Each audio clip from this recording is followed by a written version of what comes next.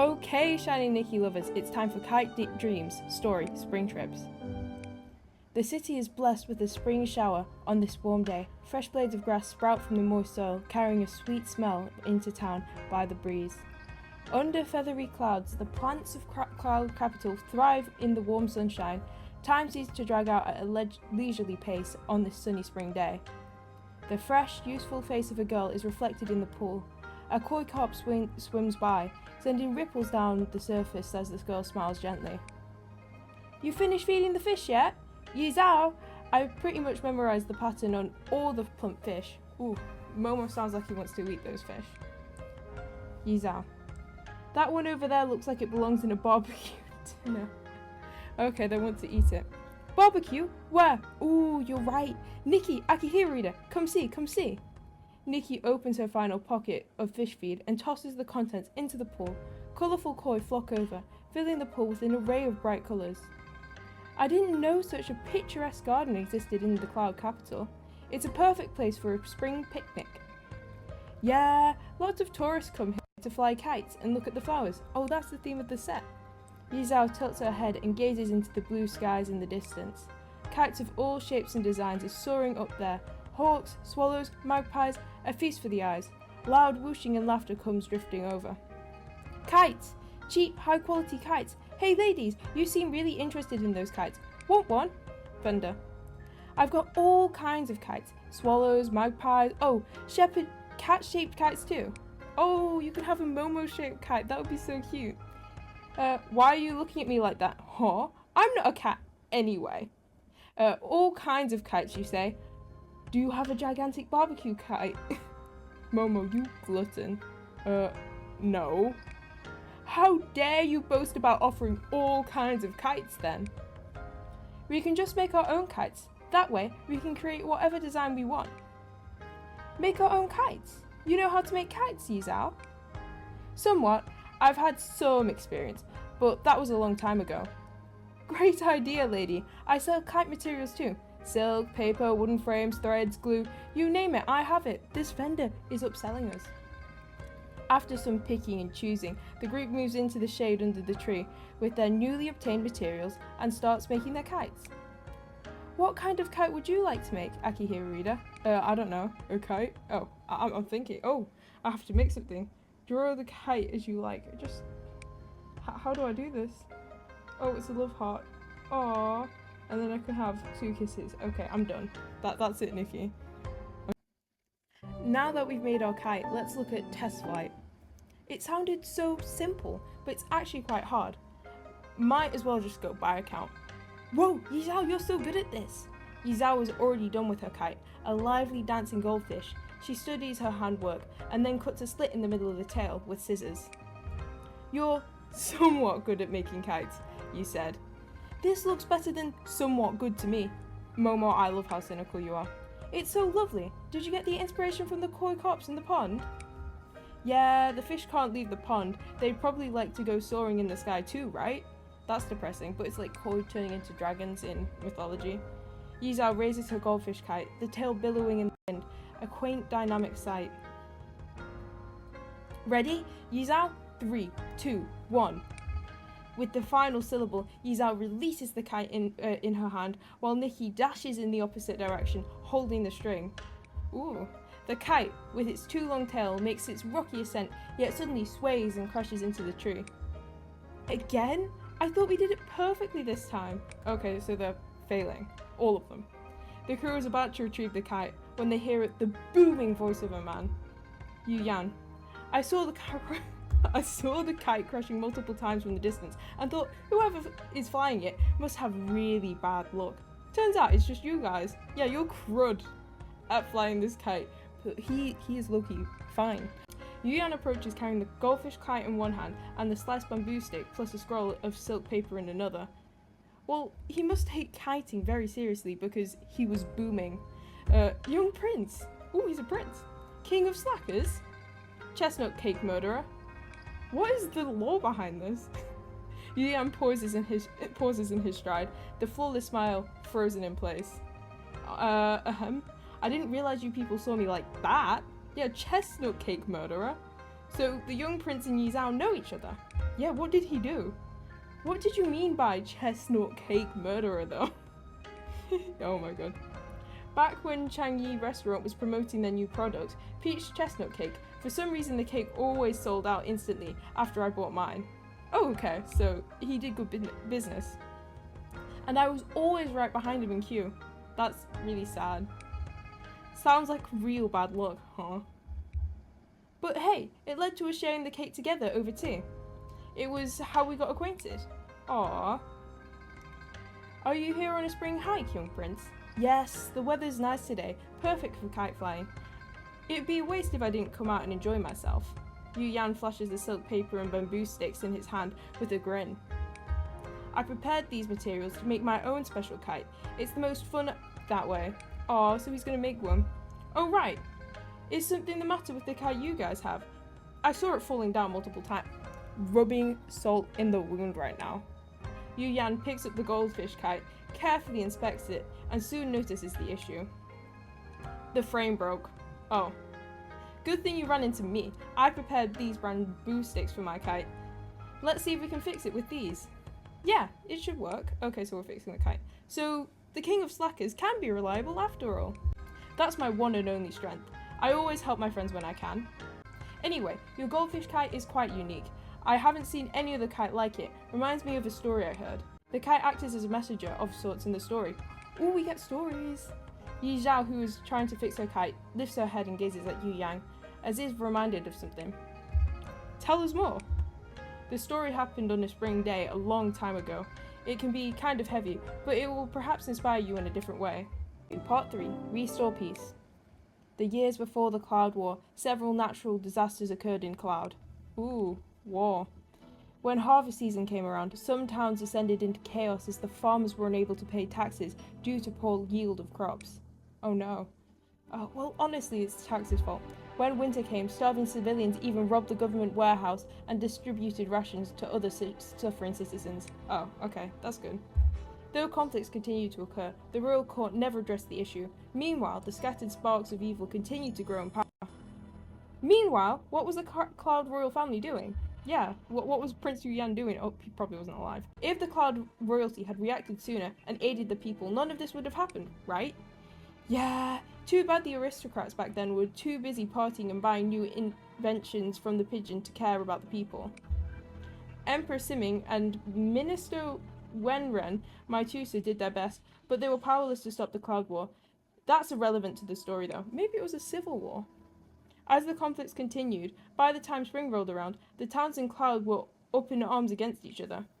Jinfen Town was a remote settlement due to the fortunate location. It was safely exempt from all conflicts and turmoil. The townspeople did hear about what was going on, but they were already behind on the news as the route to the city was often blocked off by snow. Okay, so this is a secluded area from the war. By the time they finally caught up, the whole town had already been surrounded by troops from the neighbouring city. Oh, okay, never mind, they weren't prepared for war and they were involved in it. The townspeople became vigilant. The soldiers carrying their bows and blades stood guard staunchly at the city walls all day long. Oh, that's terrible because they're under siege. Fortunately, the topography of the town made it... Okay, so the geographical location of the town made it hard for the attackers to get close. Besides, most of the attackers were refugees and not good fighters. The two sides were at a standstill for a long while. Okay, so it's like a war-torn city. The attackers had the upper hand. They had a steady stream of replies, while the Jinfeng townspeople were unable to communicate with the outside world. They would have no choice but to surrender by the time they ran out of resources. Okay, so they've got no supplies. The defense troops in the town understood this very well. And therefore, despite the fragrant flowers and mellow breeze of spring, the people of Jinfeng were filled with despair. The attackers might have their own reasons, but the Jinfeng's townspeople were innocent too. Why were they under attack in the first place? Perhaps the attackers envy Jinfeng Town for having enough rations to last them through the winter. Or perhaps they wanted to expand the territory. Yeah, I know, because obviously... I think this must be a civil war then. Whatever the reason was, it was no longer important when the first tendrils of war reached through the city gates. Suspicion and hatred filled the minds of all. The flames of war engulfed every corner, turning all into ashes. The siege continued for a while. One day, out of nowhere, a young lady sent a lovely goldfish kite up into the skies above the town. Meow? I thought you said you weren't a cat. Her town was under siege, and she was still in the mood to fly kites. Yeah, weren't your resources limited? They say she was an artist who was vacationing in the town. She couldn't bear to see the children suffer, and therefore she made kites to distribute to them. Oh, that's so sweet. The attackers shot down the... It's so sweet that the attackers shot down the kite and studied it for hidden messages. However, it was an ordinary kite, though quite exquisitely made. The next day, and the day after, the sky above Jinfen Town was populated with countless kites. Only goldfish kites at first, but then wild goose, eagle, and magpie kites showed up too. Some well made, some childish and crude. In Jinfen Town, spring had come once again. Aw, that's so sweet, but they're getting shot down. The attackers could not figure out the function of those kites. They would shoot them down sometimes, but never found anything. Yeah, because they're just kites. They soon let their guards down, believing the townspeople were just trying to have fun and enjoy their last spring together. Oh yeah, because they're all gonna die. Oh my god.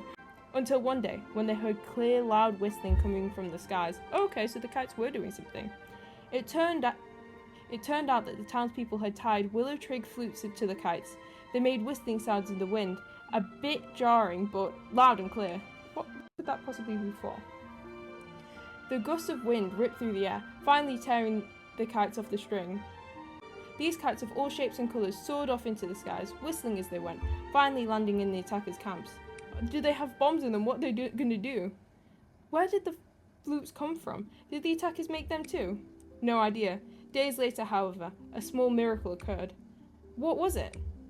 The leader of the attackers knocked on the city gates and asked for a truce. So they sent kites with whistles to them. After some discussion, the Jinfeng townspeople agreed to supply the attackers with some rations, and the attackers agreed to retreat back home. I'm glad everyone's alright in the end. Yeah, why is Nikki so war-torn? Yeah, it was the worst of times, yet a town as small as Jinfeng was able to spend a whole spring in peace. A true miracle though in those days. Messenger. Still, why did the attackers decide to call a truce? Surely they'd be able to take over Jinfen Town if they continued their attacks. Were they in some sort of trouble? Yu Yan calmly closed up his hand fan and shakes his head softly. Back then, the siege of Jinfen Town was a mere insignificant battle among many. There were very few records on it, so no one really knew what went down. You seem to know a lot about this battle though. Why would you bother to learn about it if it's an insignificant battle, as you say? To me, I find the process of solving a mystery more interesting than pondering over the significance and value of a given event.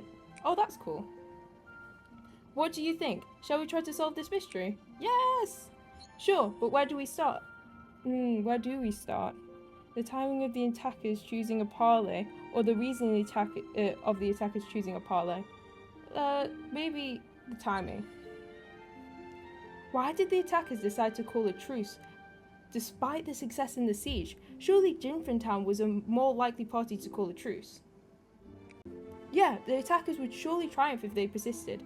Why call a truce? What changed their minds? Maybe the love in their heart. The answer is already in the story. Try thinking back to what happened before they called the truce. What happened before they called the truce? Ah, right! The kites! The kites with the willow flutes flew into the enemy camp. But didn't you say they were completely ordinary kites? Were they, modified? The kites were ordinary, yes, but what about the willow twig flutes? Those are a bit suspicious. Yeah, what were they? Fanning himself calmly, Yu Yan turns to Nikki with approval in his eyes. Okay, so Nikki gets approval. No. Okay. Didn't expect you to come up with the answer so quickly. I thought it would take longer. I visited Jinfen Town once. They do have a kite-making custom, but making willow twig flutes is not part of the tradition. Oh, I wonder why. On the other hand, those flutes are quite popular in neighbouring towns, where the attackers originated from. Oh, okay, so it's their customs. The method of manufacturing willow twig flutes has passed down in the neighbouring town generation by generation. The tradition probably started before Jinfen's townspeople even started making kites. Oh, that's weird. So maybe someone from the attackers' town was in Jinfeng. So perhaps the attackers called for the truce because the whistling of the willow twig flutes reminded them of home. But how did they know how to make the flutes? That's it, the attackers and the townspeople were neighbours to begin with. Yeah, so they must be intermingled. The battles and conflict may have changed them, but they were all ordinary people, simply caught in the wrong time and place. Yeah, those attackers didn't have a choice. The situation made them attackers. Okay, well, When the spring came around, they couldn't help but become homesick and missing their peaceful past. All of this happened too far back in history, so we'll never know the full truth. Of course, our guesswork can only bring us so far. Perhaps the attackers were never homesick, they just got tired of the siege. By the way, the artist who made the first kite, we never found out her name. If I were one of the townspeople, I'd be very grateful. Yeah, I wonder if that artist was surprised that her kites became messengers that eventually changed the outcome of the battle. Yi Zhao, who had been quiet on the side fixing her kite, suddenly paused in her movements. Ooh, I think she knows. She stares into the distance with gentle eyes, as if resting her gaze on some remote scenery. Yu Yang glances at her with a profound look, as if remembering the first time he and Yi Zhao met. Ooh. It was 10 years ago in Minister Wen's residence in the West Mountains. It was a lazy spring day, and young Yu Yan was bored out of his wits by his textbook. He looked around, searching for his tutor. Perhaps he could slack off if his tutor wasn't around. Oh my god. That's why he's called a slacker. This was when he noticed his tutor under a tree, talking to a short-haired girl. She was dressed in a light, ethereal gown that looked quite lovely. Yu Yan was surprised by that his tutor had such a young friend. Years later, he ran into Yi Zhao again, and she looked just as young as she was years ago. He couldn't help being curious and started piecing together all sorts of gossip he heard until his theory was proven. Is she an elf? Perhaps when she released the kite, she simply wanted to make the best of the lovely spring day. I think she's not human. On to prayer. Well said. There's no point in letting a lovely spring day go to waste, even far back in the past. Yu Yan struck his own palm with the fan and uttered a remark of approval. I knew it. Those who like the same type of peach chestnut cake must have something in common. Yi Zhao has had barbecue with me before. Obviously barbecue is better, says Momo. Ha ha ha. I love barbecue, sorry. Yi Zhao and I are true soulmates, aren't we? Yi Zhao's stuck in the middle. Both are delicious. Can I choose both? I can't believe you hesitated just now. How can you betray barbecue? Shall we try the kite again? I fixed it. She's avoiding it. I'm not going to get distracted by this sudden change of subject. Oh, it's fixed. Okay, you just did. Yi Zhao takes out a goldfish kite. A willow twig flute is tied to its graceful split tail. Ooh, where did you get that? This flute. I just remembered the steps to making the flute. Willow branches are fresh and young in spring, perhaps for making flutes like this. Yu Yan looks at the flute, then at Yi Zhao, his eyes glistening as he finally cracked a long-standing mystery. He laughs happily in relief. All right, I finished telling the story. Let's go fly the kite. I bet this time the kite will fly high and steadily in the sky. Or maybe the flute helps it fly. You forgot to mention the custom from Jingfeng Town. Yi Zhao's voice is soft and gentle, like a warm mellow breeze in the afternoon, caressing the heart. Oh, wow, okay. Folks from Jingfeng Town believe if you write your wishes on the kite and let the spring breeze carry it away, your wishes will come true. Should we try it? Good idea. I hope Cloud will always stay peaceful, so I won't be overworked. You lazy. Okay. I want to eat tons and tons of barbecue. Okay, that's a simple wish. Akihiro reader, do you have any wishes you want to write down? I want to be wealthy. I hope there will be more surprises in life. Better luck with money would be good too. I love that option. Great, they've all been written down. Let's fly the kite together. We must lift it higher when we fly it. Nikki, hold me up so I can lift the kite. Oh, that's so cute. I can imagine Momo being carried above Nikki's head. Yes, let's try again. I'm sure it will work this time. The spring breeze starts blowing. The wide sweep of wind brushes over the green wilderness, refreshing everything it passes by. The kite flies up in the sky, riding the wind as the spool spins. The long white thread binds the kite and the prayer, letting them soar freely among the clouds. I love that they put my kite up there too, that I badly drew. I should have made a better one. The flute sounds with the wind, making a meandering whistle. Though not exactly a tune, the sound is clear and mellow. The flute The flute sounds with the wind, making a meandering whistle. Though not exactly a tune, the sound is clear and melodious. I can't say that. As if able to cleanse someone's mind. In the clear sky, kites of different colours are like gathering flowers, swaying in the wind.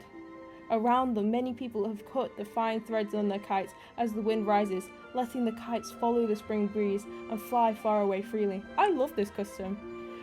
Let's cut our threads too. The wind will carry our kites in a new direction, and our wishes.